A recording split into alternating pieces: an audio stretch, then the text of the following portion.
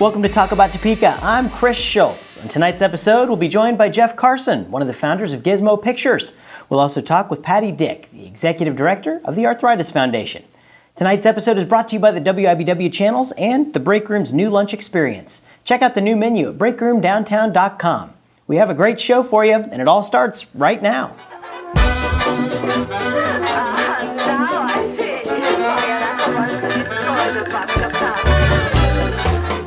Like many of our residents, Topeka and the state of Kansas have a not-so-stellar relationship with money. We've experienced everything from narrowly missing out on federal health care funds, struggling to recoup losses from the Kansas Arts Commission defunding, and fighting Shawnee County about who's responsible for the bar tab. You know, from that bar where they prosecute domestic violence cases.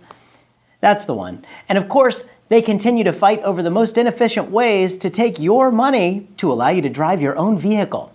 Anyway, our community could use a rest, which brings us to our favorite bittersweet segment. Thank goodness it wasn't Topeka. The Learning Center, a high school in Pennsylvania, has put itself on eBay. Bidding started at just under $600,000. And while the winner won't own the school, they will be able to rename it. That way, it can join the proud ranks of such facilities as the Verizon Wireless Stadium, Enron Park, and the WIBW Parish Hotel Ramada Hotel and Convention Center Camera. Whoever wins will also get to speak at graduation, a platform that's traditionally reserved for those who demonstrate the most hard work, goal achievement, and using vast piles of cash to get what you want in life. For the sake of this show's primary demographic, we offer this reminder. eBay cannot legally sell human beings, so whatever your plans are for this auction, forget about it. On a serious note, school officials hope this will be seen as a fun publicity stunt to help get the district some much-needed funding. We wish them the best. Our Topeka Tycoons segment is up next, and after the show, be sure to check out how I'm using Kickstarter to pay for my kids' college. Don't go away. You had a plenty money to get me some money. Had a money to get me some money. Joining us today is Jeff Carson. He's one of the owners of Gizmo Pictures.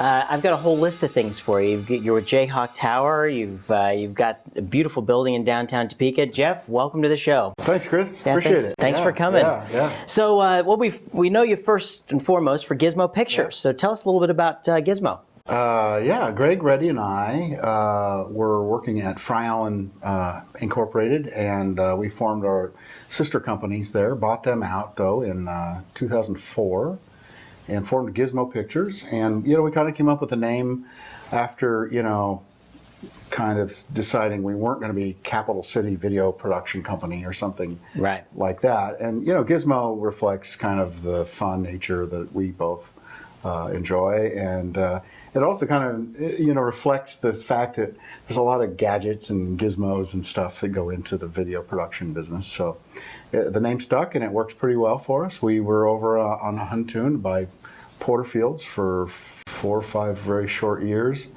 and suddenly found ourselves and we found ourselves needing a new home. My wife Linda was looking for a place for the Blue Planet Cafe. It all kind of gelled together. We found this building and we fell in love with it. And it's what happens when you get Gizmo wet after midnight. They turn into downtown. See, and in fact, I never saw Gremlins. Oh, that was the one. So I had no idea who Gizmo really was. And, he's the cute, Gremlin. adorable one. Yeah. But and when we're wet after midnight, look out. Yeah, it's trouble. I know a few other people that are that way, but no, you're also on the board of the Jayhawk Theater, right? So tell me a little bit about what's happening there. We're seeing a lot of things happening. Yeah, well, the Jayhawk is a project it's not much different than buying this old building in a lot of ways. There's a lot of history in our building. Our building's a year older than the Eiffel Tower. I mean, that's pretty amazing. And the Jayhawk Theater opened in 1926, and it closed in 76, and we like to refer to it as sort of an extended, intermission. Yeah, absolutely. So the popcorn needs to start getting popping again, and we've got a lot of really dedicated people on the board. We're trying to develop friendships in the community that believe in us and believe in the fact that if you take, the Jayhawk Theater and develop it into a real viable entertainment venue, that the rest of downtown is going to end up benefiting from that. And we think it's just a whole lot of dominoes will start to fall. Well, and you look at downtown, and you look at in terms of private investment. They talk a lot about all the private investments that's been going in, but when you think of specific examples, I mean, you can name the Capitol Federal Building. You can name all of the work that you guys put in. I mean, talk about an amazing transformation that you guys did with your building personally. And there's just well, and we did it because the Carlin building got done right over across the street here. Yeah. That building sat at risk of being vacant for years. And Mike and Daryl bought that building, and we noticed that, and we decided, that there's got to be something going on down there. And there's a bunch of people, you included, that have decided that downtown is where, that's the ditch we're going to die in. Yeah, that's right. It was great. I know with us being right across the street from the Carlin building and seeing the cinder blocks come out of the windows and actual glass going back in there, and knowing that the last time those floors had seen light was before the '66 tornado. I mean, so you think about that and what kind of time it is for people to be investing in the community. There's a lot of that happening. There's a ton of inertia going on right now, and it's just going to make it easier for recruiting, employees, for people like Hills and Payless and the state, and so. I think that all indications are that it's all going to go well. It's kind of an organism, There's restaurants, there's retail, there's housing, there's a lot of other things that have to all happen all kind of at the same time, and you can't get one going without the other. And, the Jayhawk is going to be 900 seats, and it's going to bring a lot of people in for art films and take all that money that we've been sending over to Lawrence and Kansas City, and actually bringing people from those towns. For some really quality entertainment. Absolutely. And how long has it been sitting vacant? I'm not good at math, but a long time, 30-some years. And a long time. And it's really a simple matter of we have to get the initial big investor to donate some money, and so we can really get going. Hire an executive director, get the restoration started. And it's a big project, and we have been finding a lot more excitement in the last few months. And so I'm hoping that we'll have some great announcements here soon. I've seen the Take a Seat campaign and all of that. Everything going well with that? People buying seats? Yeah, it's people are buying seats. Good. And the memberships are going up too. And you talk to people on the street and they go, well, I'm glad it's finally going. Yeah. And that's the first indication that it really is going. And we have a lot of work to do still, but we're excited about it. It'll definitely be worth it when it's all complete and we can go sit in the Jayhawk and bask in. I mean, it's even today you go in there and it's just so beautiful. It's so regal, and there's no seats and there's nothing in there right now, and it needs a lot of help. But that's where we can come to the call and actually do something. So. We're having a cleanup day on the 21st, so volunteers that can come down and help on that will be helpful. And we got a grant recently from the city that's going to help us with some the roofing and the count, and also the state historical society. Excellent. Has given us a grant to help with roofing and electrical power, and so those are really primary gifts that we got that are great indications that the city of Topeka is behind it, and then the state of Kansas is too. The individual residents living around here, what can they do to get involved with this? Is there, you guys have a website to go to? Or? Yeah, there's a website. I think the best thing people can do is to just spread the word. Tell people that it's a viable project, that it's really going to happen, that if they want to see culture and a better or another alternative venue for culture and film and live music and blues and jazz and rock. Somebody came up with the idea of having boxing matches there. And I think that'd be fantastic. Absolutely. We've been making a bunch of friends with people like Ann House, who runs the technical side of the Lead Center in Lawrence. So I've toured that, shot photos there, asked them a million questions. They've been over here. Concert staging and lighting professionals have been in. Acousticians have come in to analyze kind of, what kind of acoustics it'll have. Wow. We've got architectural plans, we've got engineering study done. A lot of legwork has happened, and so we're really excited about it. Excellent. Well, I want to also just take a minute and talk about the fact that you did the work on the Thatcher building down there. Yeah. What were some of the hurdles that you guys encountered as you were getting into that? Well, first we had to fool some banks. No, wait, did I come out of my mouth? Well, they've been doing it for years, so Payback. That's right. No, we found a great partnership with Silver Lake Bank, and we love those guys. They've been awesome, and the SBA was really amazing too. When you go through a process like this, and you want to work with the SBA, there's a few more hurdles you got to jump through, and but they were just amazingly good at helping us figure out what we needed to do. Because, Greg and I, Greg. Yeah, absolutely. We're not near as smart as we look. Oh, now you're pretty smart. I don't pull it out there, yeah. But we really worked hard at learning just enough to fill out all the right paperwork. Sure. Now, it's also on the National Historic Register. And so that means that the National Park Service is keenly interested in what you do to that building. Mm-hmm. And, everybody has kind of a misunderstanding about that. It really added very few impossibilities to what we wanted to do. We had to have a plan. We hired Davis Preservation. Sure. And Christy helped us through that. And without her, it wouldn't have been possible. Yeah. Our architect is here in Topeka. Our engineer is in the Carlin building across the street here from your studios. Yeah. And, so we kept it all local. All the contractors were local. Kind of an army of pirates shows up. And the only organization that helped us with restoration was the window guy, who was from Missouri. Mm-hmm. And we put $100,000 of windows into that building. Wow. Yeah. They're probably a little bit more efficient than what they were. Than the old one. The bats and the birds were flying in and everything. The whole building is ADA compliant. Mm-hmm. We have basically all new electricity in it. Wow. We have 3 or 4 new air conditioners. Mm-hmm. A great vegan vegetarian cafe.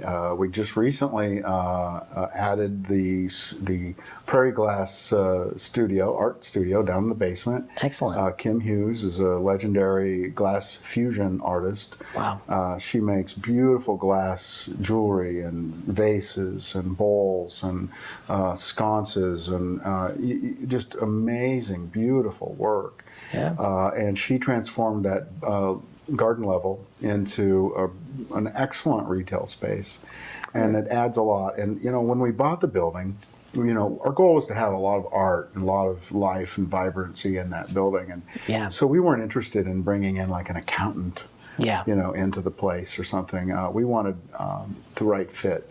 And at first we thought we would be able to, easily figure out a way to get a grocery store in there, because downtown kind of really needs to have a grocery store. Mm-hmm. Yeah. But, that didn't happen, and we didn't really worry about it. And then she came to us and said, hey, I need a space, and this is perfect. She'll be conducting glass fusion classes in there for young and old, and she's got kilns in the back, right next to my kiln, because I'm a potter. Cool. I have a pottery studio. Aside from everything, you have your full plate. Yeah. The top front floor is available for rent and renovation. We haven't finished that, but very good. Someday some turtle will swim up to us and say, "Hey, I've got the perfect business to rent." But we love the place, and it's the Kansas Republican Party started in that building. Wow. It has a really rich history. It was there was a printing company there years ago, and most of the old buildings in town burnt down. That's so true. Or are now parking lots. Well, it's one of those things that I think it's very, very notable that people should know that when the majority of people are looking at a property and saying that thing just needs to have the wrecking ball thrown at it, and you've got people like Jeff out there who are willing to step in front of the wrecking ball and actually show us that it is possible to do something not only cool but outstanding. And I think you guys have done a great job, and you really are. It's an asset for Topeka now that you guys have we done. Really underestimated the amount of excitement that generated. Older people come up to us and shake our hands vigorously and thank us, repeatedly for what we did. And we didn't realize at the time that it was going to be that important to people. But Exactly. It really put the Gizmo brand on the map. Sure. It's helped us a lot with our ability to bring in more clients and better clients. And Excellent. So those benefits were huge. Very good. Well, Jeff, we're running out of time here, but I can't let you go until we do the lightning round. That is the segment where I ask you a bunch of silly questions and you give me some silly answers. So here they are. Let's do it. We'll put 60 seconds on the clock and go. Yes, true. Now, what's your favorite thing to do on a Friday night in Topeka? Laundry. Well, that's a good one. First time I heard that one. I told you I was excited. At a movie theater, which armrest is yours? Whichever one's in the corner. Okay. I'll think about that later. What's your favorite hobby? Pottery. Ah, yes. What's the difference between normal ketchup and fancy ketchup? The label. I think you're right. Let's see. In your opinion, what was the greatest movie ever made? Cinema Paradiso or American Beauty. I have to go with American Beauty. Oh, good one. Yeah. That's a good one. What's your favorite kind of food? Salmon. Grilled. Ah, good. Nice one, nice one. What's your favorite tourist attraction in Topeka? I love the zoo. Ah, very good. And what is your favorite television show to watch Tuesday nights at 9:30 on my TV? Talk about Topeka. Hey, great choice. Well, Jeff, thanks so much for joining us. Really appreciate it. And we definitely keep us updated what you guys are doing down there. Will do. Thanks.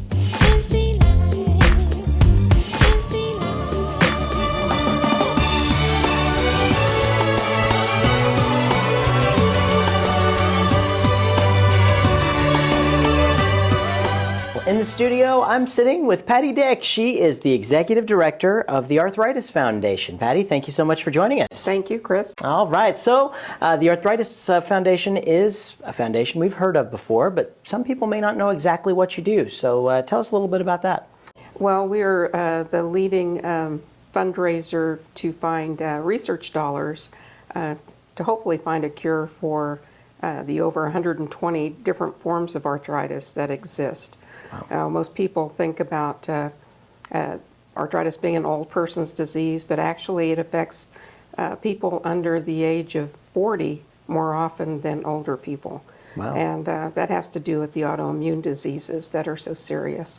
So basically we raise a lot of money for research, but also for our excellent programs, exercise programs, because the prescription for arthritis pain is exercise. Wow. And when did the Arthritis Foundation begin? What are its roots? It's in 1948, so we're relatively young. Doctors got together and formed a rheumatology organization that became the Arthritis Foundation. Excellent. And our headquarters are in Atlanta, Georgia. How do you interact with our local community? I mean, are there specific things that you can do with people here? Yeah, we get quite a few calls now daily with people needing help, people that have just been diagnosed and they really don't understand their disease, or if they're going to the right physician, or if they have a question about medications. So we're kind of an all-resource center. Yeah. And then we also try to find places that would like to conduct our exercise programs, our aquatic programs, land-based exercise and Tai Chi programs, which are all evidence-based. And then Very we do a lot of just patient services and educational things for the community. Excellent. And how would the community get involved with the Arthritis Foundation if they'd like to? They can either call our office or go to our website and sign up to be a volunteer. But I love to get phone calls. I like to talk on the phone to people that need help or would like to volunteer, certainly. Sure. And so throughout the year, there are some big fundraising events that you guys do? Our signature event are arthritis walks, and we have those in 5 different cities across Kansas. Oh, wow. Wichita, Manhattan, Topeka, Lawrence, and Kansas City, Greater Kansas City. Excellent. And that's one of our top fundraisers, but it's also a lot of fun, and it promotes awareness, and we can get advocates to sign up and really help us out when a law is going to be passed in Congress. And Sure. so that's very helpful. But that's our signature event, and then we have a commitment to a cure breakfast well, we can have that about any time. Sure.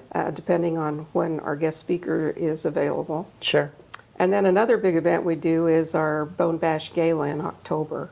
I've heard of the Bone Bash, Yes, yeah. that's a lot of fun. Yeah. There's zombies everywhere. Did you do it last year at the casino? Was Yes, we did. Yeah, yeah, absolutely. So there's many opportunities throughout the year as you see the arthritis walks, the Bone Bash. You should definitely get involved with them because I know Patty and the whole organization really appreciate all the support that people can give. And arthritis is one of those things that you don't necessarily think about it until you're really affected by it. I mean, how often is arthritis a problem in the world? Well, it's the leading cause of disability in this country, and it costs the American economy almost $130 billion a year in lost work and doctor visits and hospital visits and pharmaceutical costs. So it's pretty significant. And usually if you don't have arthritis, you know somebody that does. So it's very prevalent. How about the changes since the Arthritis Foundation began? What kind of things have come, findings have been made about arthritis? Well, it's incredible. When I first started 12 years ago, I went to my first juvenile arthritis conference in Kansas City, and there were probably a dozen kids in wheelchairs, and I'm going in 2 more weeks to St. Louis to this same juvenile arthritis conference, and I'm sure there will be nobody there in a wheelchair. Excellent. And it used to be when people would go, the whole room had people with wheelchairs. And so the biological drugs, that class of drugs that came out about 15 years ago, have made such an impact. And we're on the cusp of having a new line of drugs that are a little bit different, but are easier to take. You don't have to be injected or infused. And they won't cost, $80,000 a year to take them. Well, very good. It's an exciting time, and at least the technology and things are happening, and because there have been organizations like the Arthritis Foundation to make sure that we get progress on things, it's another testament to another great organization around Topeka. And I want to ask you, how did you get involved with the Arthritis Foundation? Well, when I got out of coaching, I had to think hard and long about what I wanted to do. And I knew I had to do something that I cared about and had a lot of passion for. I loved Washburn, and I loved recruiting at Washburn and coaching. And I was diagnosed with rheumatoid arthritis 18 years ago and had double knee replacements when I left Washburn. So I knew what the disease felt like. And I knew that message wasn't getting out, especially in Northeast Kansas. So that's kind of how I fell into this. And I called the president in Wichita and asked her if she was interested in hiring somebody up here, and she was. So very good. Very good. Well, it's wonderful how those things happen, and we really appreciate all the work. I know I haven't been affected by arthritis, but I know that if by chance something happens, I'm sure glad you guys have been there and are there to help with the fight. So, thank you so much for coming. I can't let you go until we get to our notorious lightning round, Patty. I've got it right here. All right, I've got my silly questions. We're going to put 60 seconds on the clock, and let's do it. What is your favorite tourist attraction in Topeka? I would have to say Lake Shawnee. Oh, good choice, good choice. What was your favorite TV show when you were a kid? I love Lucy. Ah, another good choice. What's your favorite thing to do on a Friday night in Topeka? Well, on the first Friday, the art walk, of course. Certainly. But I also like to go out to dinner and maybe, have some beverages but not stay out too late because I'm getting old. Oh, I feel the same way sometimes. I don't know. Let's see. What's your favorite hobby? I think golf. Golf. I like to play golf, yes. Very good, very good.